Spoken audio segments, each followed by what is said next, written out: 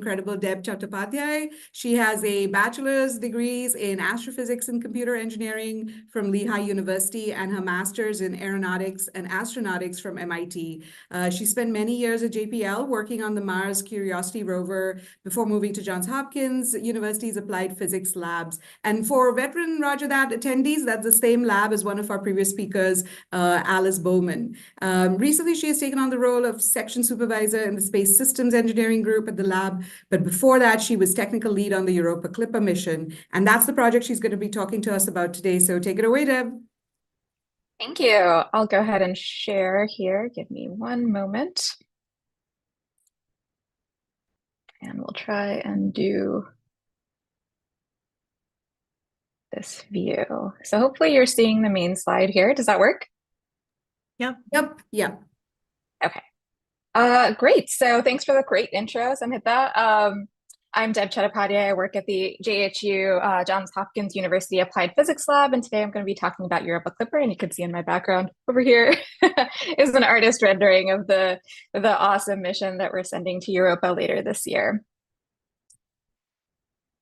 So Europa is one of the most interesting places, I think, in the solar system because it is probably the most exciting place in the search for life in the solar system. So we'll talk all about that in a moment. So first of all, why Europa? Why of all the places do we want to go there? I'll talk a little bit about that. What it means to look for habitability and how we might do that is next up. And because I'm into mission operations, how we operate the spacecraft, we'll talk a little bit about the mission operations challenges we're going to face getting all the way to Europa and also while we're there. And then at the end, I'll let you know how you can follow along with our journey going out to Europa and actually looking for signs of habitability. Okay, so a little bit about me. Samhita told you most of that. But until recently, I was the Europa Clipper Assistant Mission System Manager and Operations Technical Lead at Johns Hopkins Applied Physics Lab. And the Europa Clipper mission is actually a collaboration with NASA's Jet Propulsion Laboratory and APL. And so you'll hear a little bit more about that. And what I've been doing throughout my career, I feel like since the beginning, is doing a tour of the solar system. So I started off working in Earth orbit on the Chandra X-ray telescope, which looks at galaxies and astrophysics related things. So I was doing high energy astrophysics there, but still in Earth orbit. And then next I moved on to working on the Cassini mission, particularly focusing on Saturn's moon Titan and looking at various interesting astrobiology related observations there. And then I came back to Mars. And so that's our wonderful Curiosity rover that's on Mars. That's a little selfie that I took. And I was on Mars for about 9, almost 10 years, helping operate the spacecraft there and driving around on the surface. And then finally have landed on developing the Europa mission, which is going to be launching in 2024 on a journey to Jupiter's moon, Europa. So that's kind of my journey, and I feel like all of it has been sort of related to looking for these signs of habitability in the solar system.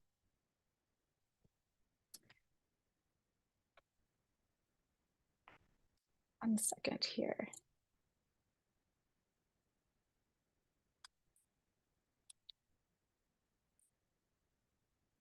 There we go. So why Europa?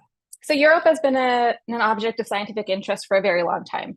Sci-fi has been interested in it. And ever since the 1600s, when Galileo first discovered the Galilean satellites of Jupiter, that's why they're called that, the 4 little stars that he drew in his notebook, we've been interested in these objects because they're the first solar system objects that we found that were orbiting something other than the sun. So really fascinating since then. The Galileo spacecraft, named after the original, went to this system back in the late 1990s and took some really great images, some of which you can see here, to observe the moons. And we found that the moons are all very different. So all 4 of them, Callisto, Ganymede, Europa, Io, just even visually are completely different. Callisto is the furthest. It's very old. It has this cratered surface. Ganymede is closer in. It has craters, some tectonic movements that we think is happening there to make the surface this like jagged format. Europa, of course, is icy. It has fewer craters. It seems to have a surface that's being reformed over time, so it's kind of smoother than the other ones. And then Io, some of you are probably very familiar, a really cool place that has cryovolcanism happening. It's the most volcanic place in the solar system. So all very diverse, all very interesting, but today we're going to talk about Europa. So Europa, interestingly enough, has more water than Earth. It has about twice as much water in this tiny space, which is about the size of Earth's moon. So the interesting thing is that we believe that Europa has a subsurface ocean layer. So there's an icy shell, and then underneath that is the ocean layer. And it has, like I said, twice as much water as all of Earth's oceans combined. And on Earth, when we find water, we find life. It's pervasive everywhere. And so NASA has put a lot of resources into looking for signs of places where life might survive or might have survived in the past. And so many of you are familiar. There have been lots of missions that have gone to Mars in the recent past. And, they're planning the sample return mission to bring samples back from Mars. And all of that is related to, was there life on Mars previously? Do we have a habitat there where life could have survived? But we really think that Mars probably had fossilized, or at least currently has fossilized life, if any. But Europa, because it has this liquid water, which Mars currently doesn't have a lot of, it has liquid water. We feel like it could presently maybe support life. So it's really exciting. So that's why scientists are super enthusiastic about exploring Europa. So a little bit more about the surface, really fascinating place. It has these ridged plains. It has these, hundreds of kilometers long ridged plains. It has this what they call chaos terrain. I love that term because it looks like a space where icebergs have sort of collided and melted a little bit and reformed down here. There's some impact craters at Europa, but there's fewer than some of the other moons we've seen and fewer than our current, our Earth's moon. But they're still there, and it gives us interesting information about the surface and how frequently we think the surface is being reformed. And then finally, there's these lenticulae, these dark spots and dark lines on the surface. And one of the hypotheses there is that it's radiation causing some of these brown lines on the surface. It's radiation effects on the surface of the ice. So all of these really exciting things, a lot of diversity just on the surface of Europa, and we haven't even gotten to anything inside yet. So talking about Europa's interior, putting all these features together, and some of the gravity measurements that some of the previous missions have done, especially Galileo, they've found pretty strong evidence right now that there's an icy shell and a liquid water ocean underneath, and the total depth of that is somewhere around maybe 100 kilometers, of which maybe 25 to 50 is the icy shell, and everything under that is water. So quite a lot of water. But we do, if we ever want to go there, have to dig pretty deep to get through the ice to get to the water. But really fascinating to have those two layers together.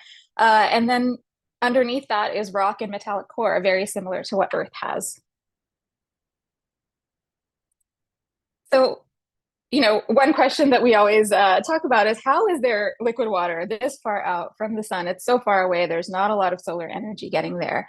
And so what's happening here is tidal heating. And so what that means is that when Europa is orbiting Jupiter, it's getting closer and farther away from Jupiter, and it's basically creating gravitational tides. Same thing that happens on Earth. Here it's happening with an icy shell and water underneath, and that's causing heating. It's causing frictional heating, and so it causes a little bit of a bulge when it's close to Jupiter and causes a little bit of a tug the other way when it's on the other side of the orbit. And so within a 3.5-day orbit for Europa around Jupiter, it's constantly experiencing this tidal heating. And so with all of that, that's enough, we think, energy that's really keeping that water liquid underneath the surface.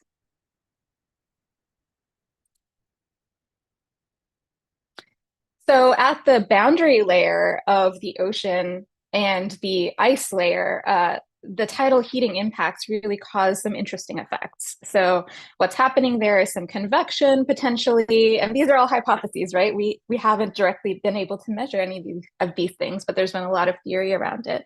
But they think there's some convection that's going through the surface layer and impacting, showing up on the surface. So maybe that explains some of the surface features that we were looking at previously on that slide.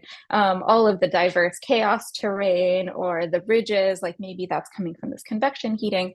And there are also possibly plumes. So some of this liquid water is actually coming out through the surface and ejecting out into space. And there's been some observation of this actually from the Hubble Space Telescope.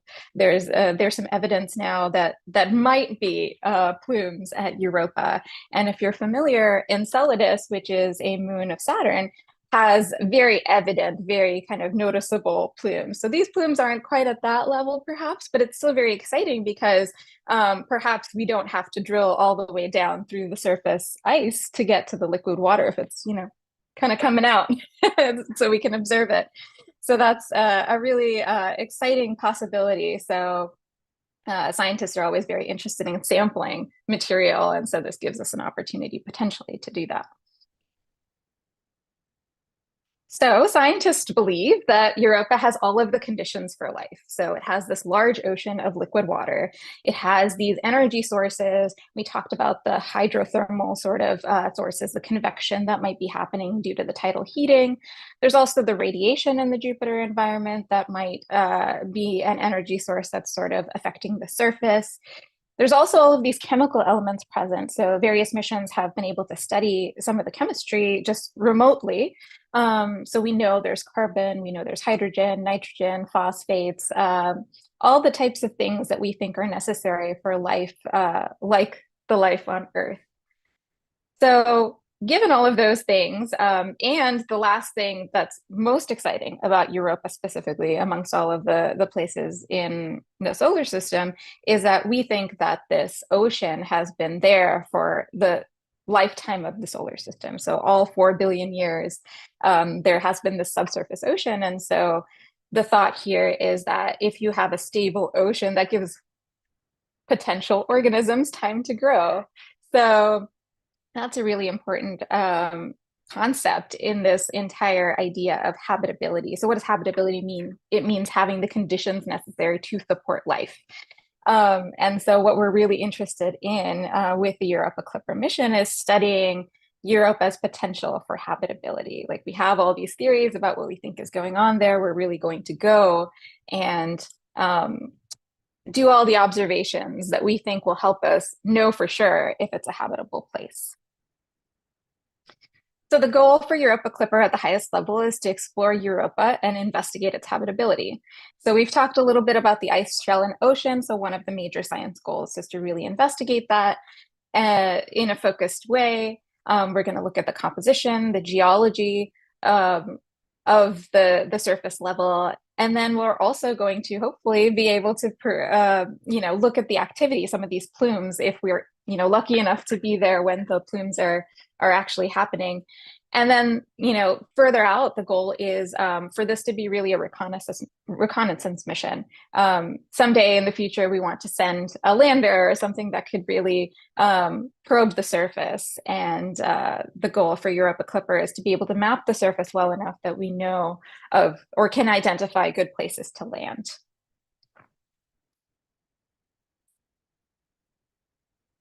Okay, so as always with NASA missions, we start with the science. So Europa Clipper has 10 science investigations total, and the goal is to use a lot of different overlapping methods to study Europa. And so the suite of instruments include remote sensing instruments. So there's several of those. And when I say remote sensing, that's largely cameras, but also some other aspects here that we'll talk about.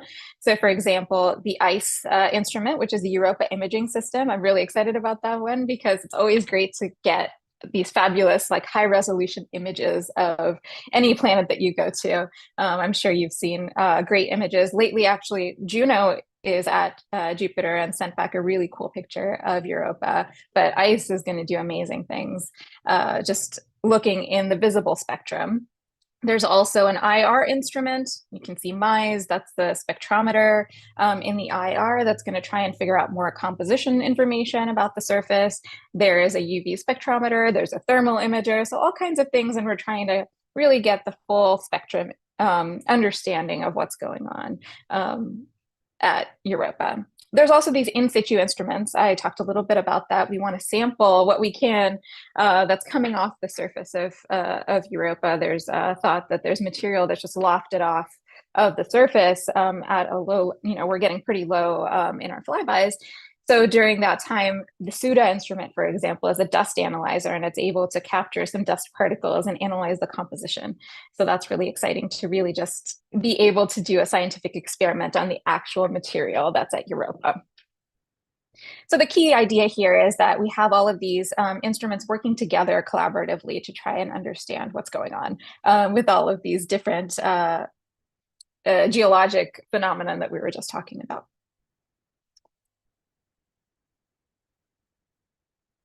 And so the engineering team with all of these instruments has designed a spacecraft that will be able to accommodate the instruments and be able to provide the resources to accomplish what we want to do at Europa. So it's going to be an orbiter that orbits actually around Jupiter, but it's flying close to Europa in every flyby.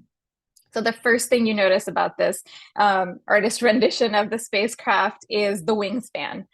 So it has these giant solar panels on two sides, and the total wingspan is somewhere around 100 feet. So that's about the size of a basketball court for a sense of scale. It's quite huge. And the reason we need these giant, huge arrays is to collect sunlight. We're very far from the sun, about 5 times as far as Earth. And so not much sunlight is getting there. You need a larger area to be able to capture that energy to make the spacecraft run. And so when you're that far away, you also have to phone home. And so we have, you can see here the main communications antenna. It's a 3-meter diameter high gain antenna that helps us communicate with Earth. So a couple of other things, hopefully you can see my cursor. So these rods that are sticking out from the solar panels are basically the reason instrument, and you'll note that that's one of the remote sensing instruments, but it's the radar that allows us to study the depth of the surface. So one of the key goals with Europa Clipper is to understand how deep that surface level of ice really is in various places, and the radar is going to help us do that. Here you have the magnetometer boom. So the magnetometer helps us study the ocean. And so it's a very important component of our instrument suite going to Europa. We're very keen on understanding those two things for sure. Other than that, you can see there are the instruments sort of located here and here. The downward pointed instruments that's usually where all the cameras are because that's what we want to point towards Europa when we're flying really close by. You want to them all pointed at the same place. So that's the overall spacecraft design. And I can't emphasize enough how large the spacecraft is. It's really big. It's quite interesting to see it all come together, which we'll talk about in a bit. So later this year, in October 2024, which is about 8 months from now, Europa Clipper is going to launch on its way to the Jupiter system. So we're launching from the Kennedy Space Center very, very soon.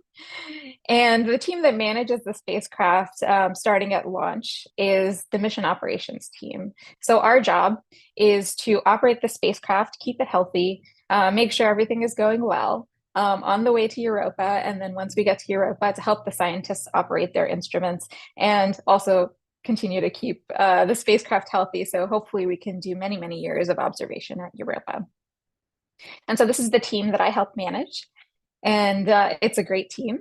But for a complicated spacecraft like this, there are a lot of operational challenges that we have to deal with in getting there and doing the observations. So we have this very long cruise to Europa. Like I said, Jupiter is very far out there relative to any of the other missions that I personally have worked on. So it's going to, well, I guess Cassini is pretty far too.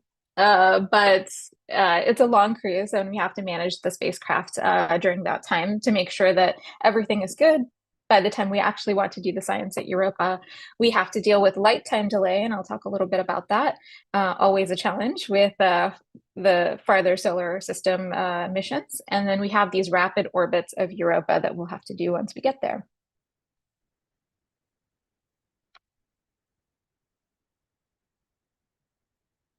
So like I said, we're launching in October 2024. The launch location is NASA's Kennedy Space Center. So Florida, like many of the other missions. And the first thing that happens is that we do a little bit of an inner solar system tour. So we will be using Mars as a gravity assist location. And what that means is that we'll be flying with Europa Clipper very close to the Mars, very close to Mars, and use Mars's gravity as a sort of slingshot effect to be able to get a little bit further out. And then we do that again. We come by Earth, actually. You'll see in like 2026. And use Earth as a gravity boost to slingshot us out all the way to Jupiter. So all of this takes 5.5 years, which is quite a long time to manage the spacecrafts before you can go and do your prime mission science. And during this time, the mission operations team is actually very busy. People often ask me, like, what are you even doing? Like, the science doesn't happen until you get there. But you have to keep the spacecraft on track. This is a complicated trajectory. You have to do a lot of maneuvers to be able to make sure that the spacecraft is going exactly where you want it to, that you're targeting all these flybys correctly. And then there are instrument checkouts, there are subsystem checkouts and maintenance that you have to continue doing this whole time. And the goal is always to make sure that the spacecraft is healthy all the way to Jupiter.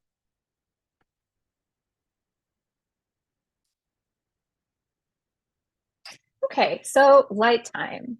So light time by definition is the time required for electromagnetic radiation to travel from the spacecraft or a celestial body to Earth. Now, we don't have to think about this in day to day, but I think about this all the time. So just to give you a sense of a proportion here. So OWLT is one-way light time, which is often how we refer to this. For a satellite in Earth orbit, for example, like I was talking about Chandra in Earth orbit, the light time is only 1 second or less.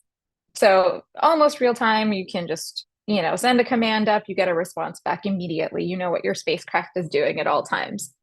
You go a little bit further out, one-way light time to Mars can be up to 21 minutes. So it depends on where Mars is relative to Earth in the orbits. And usually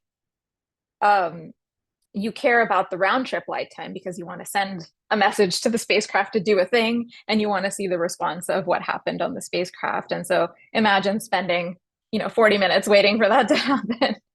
But then you go out to Jupiter, it's even worse. So 54-minute one-way light time.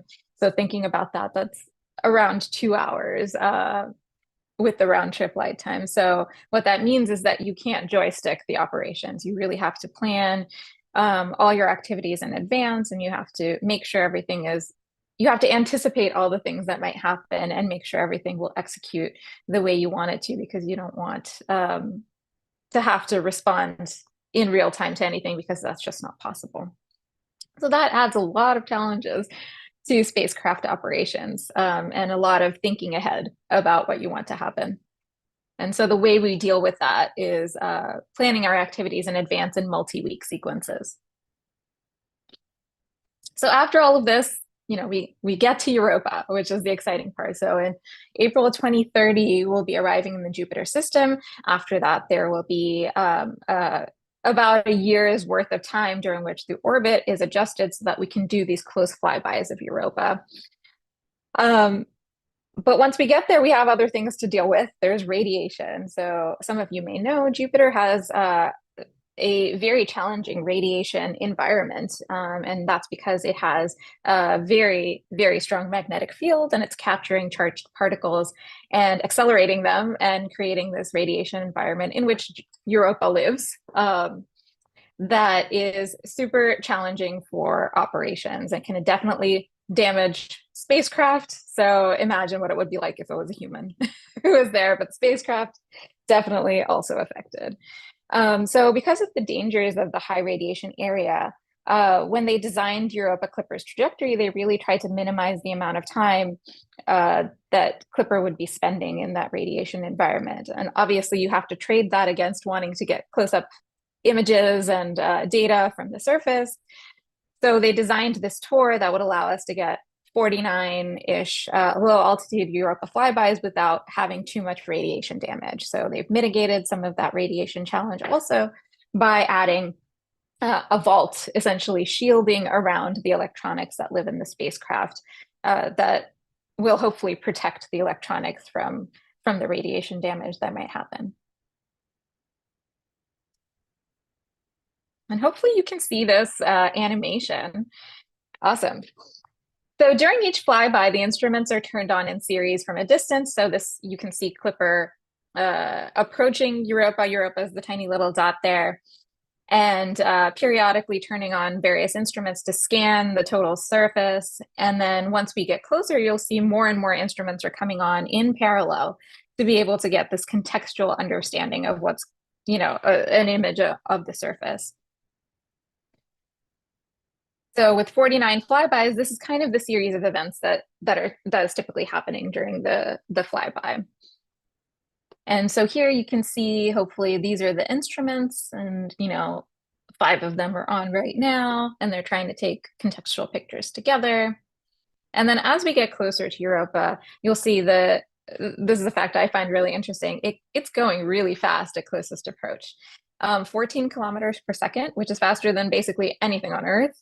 Definitely, but like faster than I can even like imagine in most cases. So it's going super fast, and you'll see it turns on all of the instruments basically at closest approach, trying to get as much information as possible during that very close by flyby. And some of the closest flybys are about 25 kilometers above the surface. So that's very close. So we should get some really great data there. Okay. So the other issue is these rapid orbits. So like I said before, we have to plan everything in advance and really anticipate all of the possible things that might happen on the spacecraft when we try to figure out how we want to operate it. So with these rapid orbits, we're going to have once every 21 days, we have a closest approach.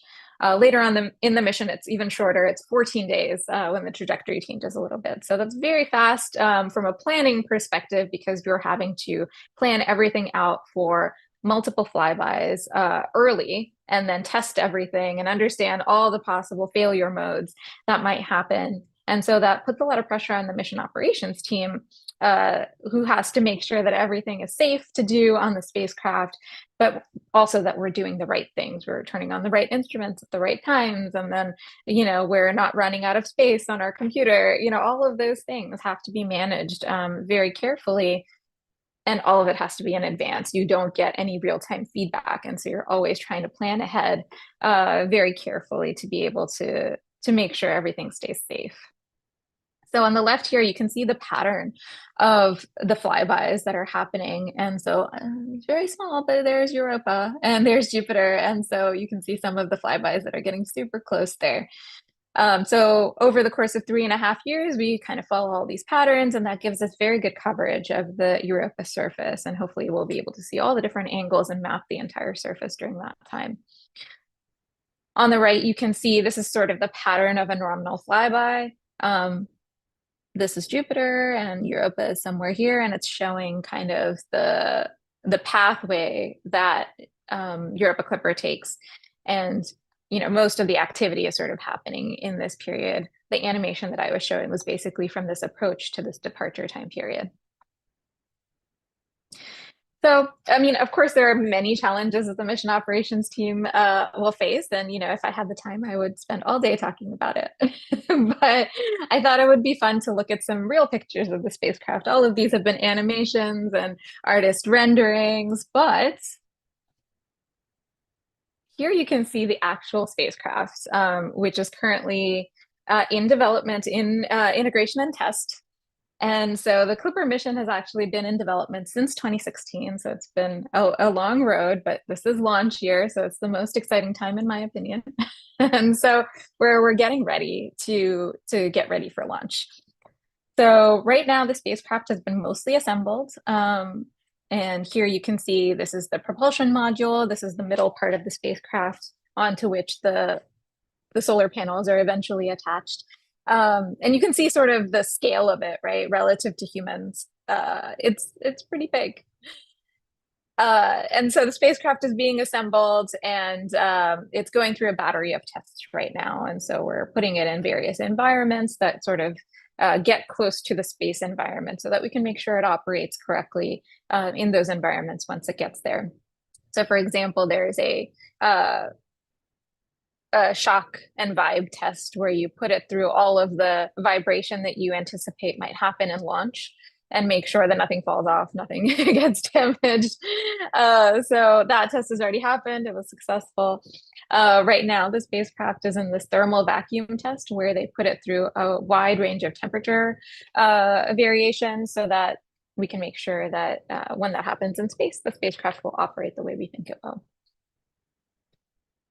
So here's a second picture of the spacecraft. This is from the high bay at JPL, which is where most of the integration has been happening. So you can see here the people, very tiny relative to the overall spacecraft. So this was the propulsion module. Here is the propulsion module again, but now it has other pieces attached to it. This is the mostly integrated spacecraft at this point, other than the solar panels. And if you recall a few slides ago, I was telling you about how we phone home. This is, again, the RF antenna that was kind of on the top in that view, but this is the 3-meter diameter antenna that allows us to communicate with Earth. So it's really great to see these the real hardware of the spacecraft actually coming together. And then, Europa Clipper is definitely a collaboration with multiple organizations. Thus far, I've mentioned JPL and APL, but there's also Goddard Space Flight Center that worked on the propulsion module. And then there's Airbus that has worked on the solar panels. And so you can see these are the solar panels that we were talking about, the very large wingspan. And here you can see a person who looks kind of small relative to them. This was during one of the tests they were having to practice the deployment of the solar panels. So when we launch, they're all folded up, and then eventually they deploy into this configuration. So these solar panels will eventually be attached to the spacecraft. So while all this hardware testing is happening, what is the operations team doing? Well, we're also being tested. So when the spacecraft is being integrated and tested, we're also trying to test and make sure that we're ready with our processes and tools, and that everything that we need to do as an operations team to do the functions to operate the spacecraft are also working.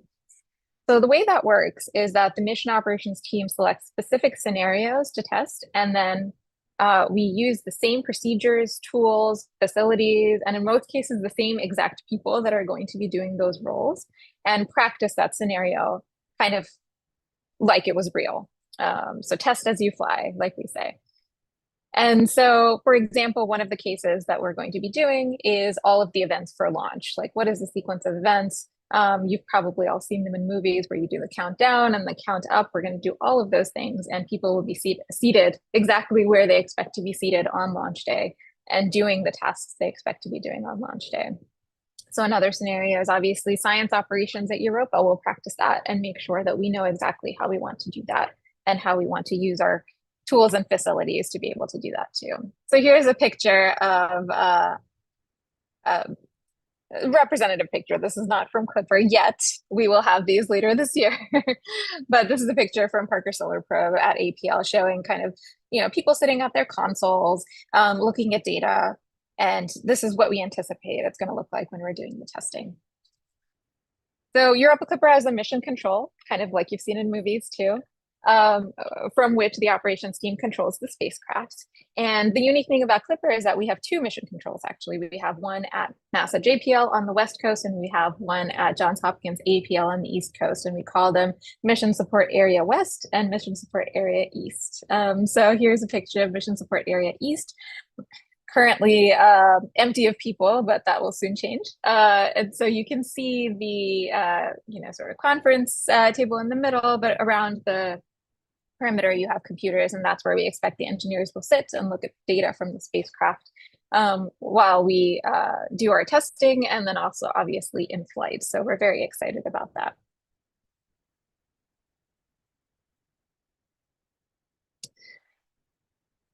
So we're really excited about what Europa Clipper is going to do and what it's going to find out about Europa's habitability. And we're anxiously awaiting launch later this year. A super exciting and busy time. And obviously, arrival at Jupiter in 2030 eventually is going to be very exciting too.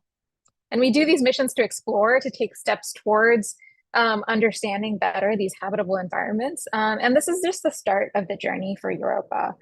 We're hoping that we're going to be able to use the information we find from Europa Clipper to design future missions that are hopefully going to be able to actually sample the surface and learn even more.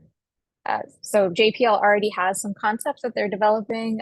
This one was out in Mashable, I think, recently, talking about this lander that's supposed to land and be able to sample the surface ice. And there's also some concepts out there that involve drilling through the surface ice and getting to the subsurface water, all of which sound amazing and exciting. And, you know, we're hoping that this is just the start of that journey, similar to what's happened for the Mars missions, that will continue on and try to explore more of Europa's habitable environment.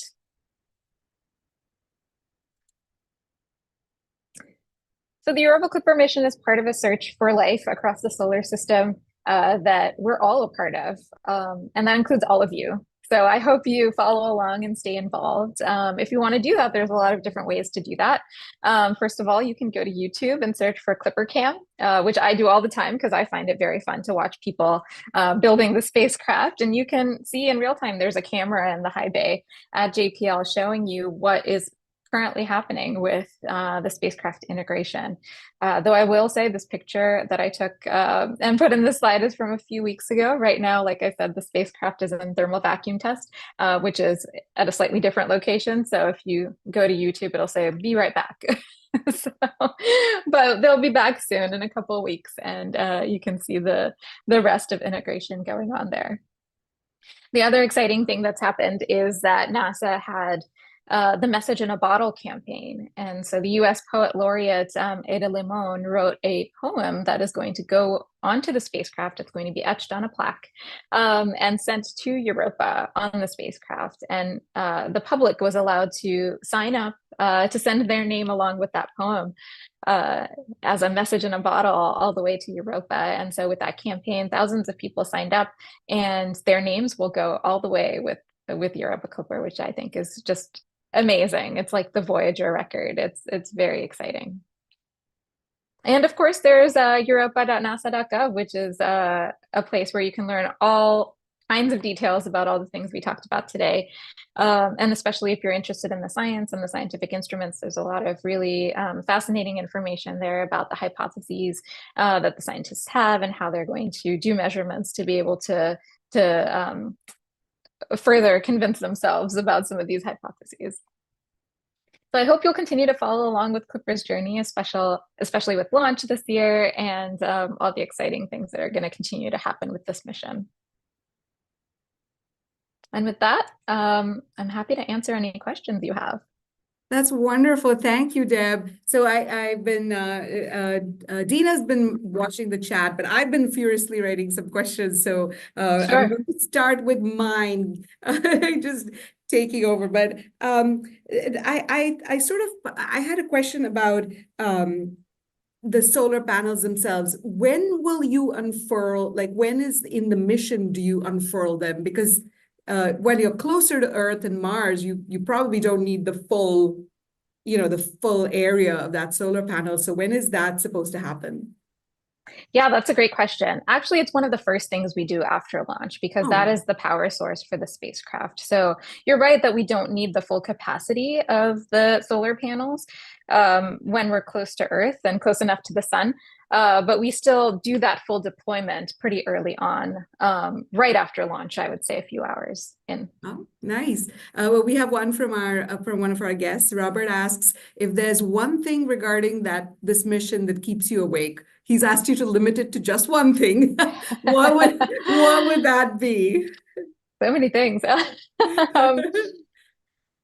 Oh, let me think about that. That's a good question. I mean, I think there is a lot of risks related to this mission, but I really feel like the design has done a really good job in being able to mitigate those risks. I think, those of us in mission operations always deal with anomalies, and that's part of the job. And it's actually, in retrospect, sometimes the fun part of the job. Like you all have seen Apollo 13, and like we all like the aftermath, but I'm sure while they're experiencing it, it was very painful. Yes. I would say the thing that keeps me up at night is it's a huge spacecraft, and like just maneuvering such a huge spacecraft is actually quite challenging from a control perspective. And so being able to do that well, being able to do that in a way that the instruments can do all of their operations that the way that they want, because sometimes they need very precise pointing and precise targeting of their images, being able to make all of that come together to do the science. It's challenging, and I think we'll be able to do it, but it does make me nervous sometimes to make sure that we can do it right. So another one of our audience wants to know, what's the relationship between the different APL mission teams, Dragonfly, New Horizons? Do they overlap? Are they their own silos? Do you share knowledge across those teams? How does that work? How does that relationship work, collaboration? Yeah, that's a great question.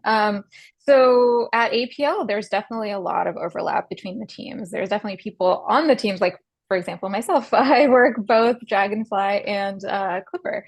And so just from that perspective, you get a lot of interchange of ideas. And then there's the group of people led by Alice Bowman, actually, since you mentioned her earlier. She's the manager of the operations team at APL overall.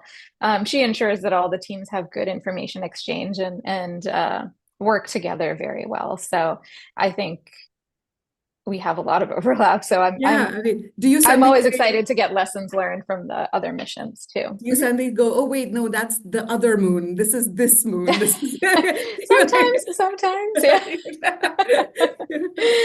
For me, that happens with one-way light time sometimes. Somehow my brain can never remember. Like I've worked Mars, I've worked Saturn. I'm like, which oh, one? I have wow. to look it up every time. I was like, is it 54 minutes this one?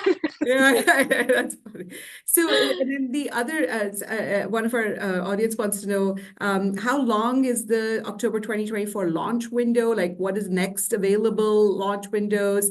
Mhm. And are you planning more outreach? Because they're very complimentary of it. You coming out and talking about this is really interesting for the general public. And so NASA probably wants you to do a little more outreach. And how does that work? Yeah.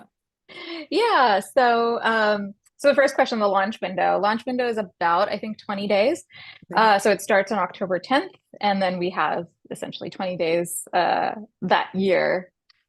So, subsequent days in October to make it happen. And hopefully, most missions tend to go early in the launch window. So fingers crossed that will work for Clipper too. As to future launch windows, I mean, there are more, but they're maybe a year later, because the problem with going to some of these outer planets is that your trajectory only works if you are if Jupiter and Earth are exactly in the right positions for that transfer to happen. And so it's not as easy as some of the other places. Like if you're going to the moon, you can go whenever, basically. But going to Jupiter, you have to design this complicated trajectory. And so there's another launch window, I believe, a year later. But everybody thinks it's going to work out this year. Yay. Yes, fingers crossed. So I actually had a question about getting, all of these. What is after the mission is done, after 2030, because you had a really cool image of how things go, and then it stops. Like is there any thought about getting the aircraft back, like getting it back, not aircraft, getting the spacecraft back? Unfortunately, is not coming back. It's not coming. Very sad. However, we've currently planned for a 3.5-year prime mission, but hopes are that everything is going to go well and the science is going to go as amazingly as we have anticipated and even better, such that we'll be able to do an extended mission. So hopefully we can have more years in the Jupiter system, observing Europa, doing more exciting experiments there. So that's kind of the goal with many of these missions. And that's been true for most of our NASA missions. And so the hope here is that we'll just extend and do more observations of Europa for as long as we can. Nice. And then the other thing, I sort of when you were first talking, I remember writing that the thought is that that sea on Europa has been there since the start of the solar system. So my question was, what is, if there was life, and would there have been some kind of evolution that like it happened on Earth, and why then what do scientists expect to find that's different about the life underneath there that that they haven't evolved into, or Yeah, that's the thing we don't know, right? It's right. all speculation at this point until we get more information. And even Europa Clipper, it's not a life detection mission. It's very much a habitability detection mission. Like we're looking for all these signs that will say, oh, the environment is good for life as we know it. But that's as far as we've gotten. So there's a lot of sci-fi out there that talks about here's what we think might be happening in that sea. But we have no real information yet to be able to say. So anything I would say would also be speculation. Right. Well, and then I was thinking about the lander that NASA is maybe planning for, and Mars, right? And when you went to Mars and you built the Curiosity and you were doing that, versus if you were doing one on an icy planet versus not an icy, Yeah, the science, the engineering of it would be very different. absolutely. How does the design phase for something like this go? What are the design decisions that are made then? Yeah, you have to design for the environment you're going to, right? So one of the great things about the Mars rovers is that we had a lot of really great orbital data. So we had these orbiters at Mars that had already mapped the surface very well. So they knew exactly where to land and which terrain on Mars would be easier to drive through and all of those things. And all of that goes into the design process. Like, how big do the wheels need to be? How do we construct a rover that can get over the obstacles that we think we're going to encounter? So similarly for Europa, they've thought of this lander concept that will just land on the surface in a spot that hopefully Europa Clipper will have looked at and identified as a nice flat area where maybe the ice shell is like pretty stable. And, so those things are going to go into the design of like where it lands, what it does. They're obviously going to probably think about a sampling system, right? You want to get a sample of that surface ice. So then you have to think about, oh, how hard is this ice? What is the material that's there? And hopefully Europa Clipper will provide a lot of more detailed information about all those characteristics that can go into a design for the Europa lander in the future. Right. So that was the other thing I was gonna say is, do you think that what we call water, like what I'm thinking is like seawater saline, but Yeah, that's not that's exactly what necessarily. they think it is, They actually. think okay, so they Yeah. think that it's the same chemical composition with all the same sort of. All right. Okay. Maybe not exactly the same, but But definitely they think the same components are there. I don't know the proportions and things yeah, like right. that, But but they think, same-ish. yeah, they think Yes. it's a Okay. salty You're right. ocean based on some of the gravitational studies they've done and modeling that they do to figure out, okay, what's causing this type of surface feature? Oh, maybe if I, model it this way, Right. this model sort of fits what's happening that we've observed. And so hopefully, again, with Europa Clipper, the experiments have been designed to help understand these things a little bit better. All of these are currently sort of like hypotheses and also based on limited data sets. So Right. Galileo went, Juno has a little bit of data.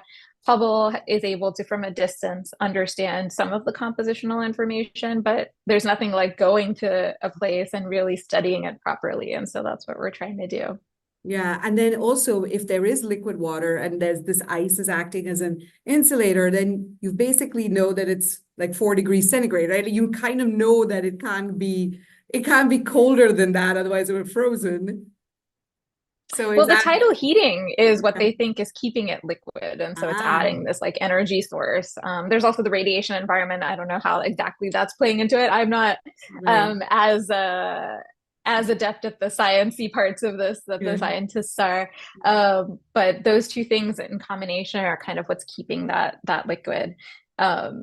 liquid, even though it's like going towards freezing, like it's bringing it back to the liquid stage. Right. So we have a couple of questions on pop culture, and that Sure. somebody wants to know what you thought about the Arthur C. Clarke book on Europa, and then also Dina wants to know, did you ever see Europa Report? So I'm going to put that all into one.